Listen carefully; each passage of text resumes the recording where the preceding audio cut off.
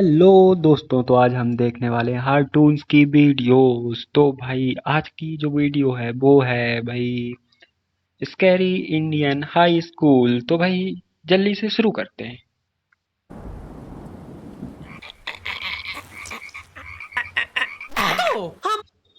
अरे ये क्या है भाई, ये तो जॉम्बी बना घूम रहा है भाई बच्चा। हमारा स्कूल ये एक ऐसा कैद खाना था जहाँ के नियम कायदे कानून कुछ अलग होते थे।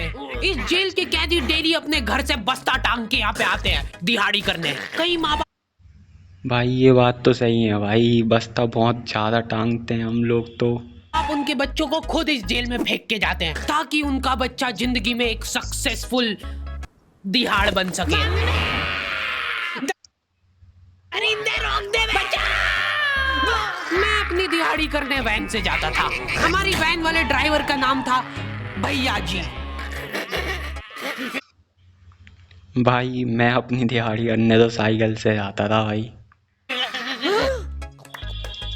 और उसकी वैन का नाम था मैजिक, जिसका हर दूसरे दिन टायर पंचर हो जाता था। बच्चे लोग स्कूल जाके पढ़ना सीखे ना सीखे, टायर पंचर बनाना जरूर सीख जाते थे। भाई ये टायर पंचर बनाना भाई, ये तो 20 साल का तजुर्बा हो गया भाई। देख देख के आंखें दर्द हो गई हैं भाई मेरी तो। लेकिन भैया जी से मेरा अलग अटैचमेंट था। उनसे मेरे को दिल से नफरत थी। ये आदमी सुबह 5 बजे आके मेरे घर के सामने हॉर्न बजाता था। अरे भैयू, ओए भैयू, जल्दी से तैयार हो जा बेटा, 5 मिनट में निकलना है फटाफट। 9 बजे का स्कूल है यार हमारा। लेकिन ये आदमी सुबह सबसे पहले आके मेरे को लेता था। उसके बाद हम 3-4 घंटे पूरे शहर भ्रमण पे निकलते थे।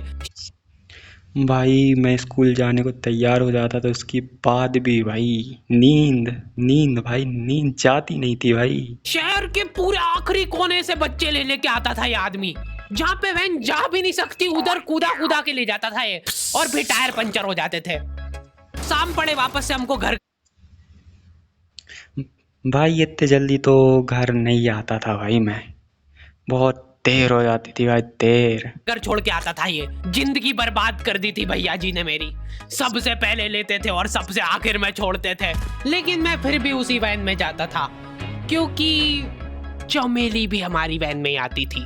और क्या भाई, चमेली? ओ भाई बात यह है कि वो मेरे पास ही बैठती थी, मतलब मजबूरन। उसके पास और कोई ऑप्शन ही नहीं बचता था, और मैं बचाता भी नहीं था। मैं घर पे जाते से जो 2-3 घंटे मेरे को सोने के लिए मिलते थे उसमें सोता नहीं था, और मैं प्लानिंग करता था कि क्या भाई यदि इतनी प्लानिंग एग्जाम में पास होने की किया होता ना भाई, आज टॉपर होता भाई, टॉपर।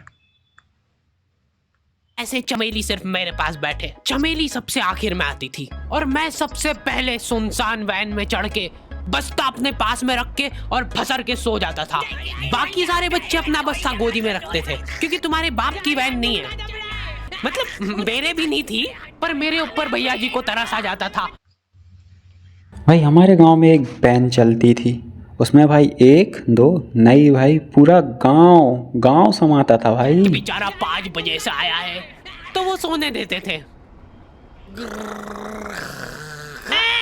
अरे कैसे चला रहा है ये गाड़ी? रुक जा, गाड़ी चलाना नहीं आती क्या? देखो, आदमी इतना तभी चिढ़ता है जब उसकी जिंदगी में कोई लड़की ना हो। नहीं है ना? नहीं, मैं समझ सकता हूँ लड़की ना होने का दुख दर्द। मैं भी किसी जमाने में लड़कियों की तलाश में गली मोहल्ले भटकता भाई ये इंसान लपेट रहा है भाई, बहुत बुरी तरीके से भैया जी को लपेट रहा है भाई। भैया जी लपेटे में आएंगे इसके।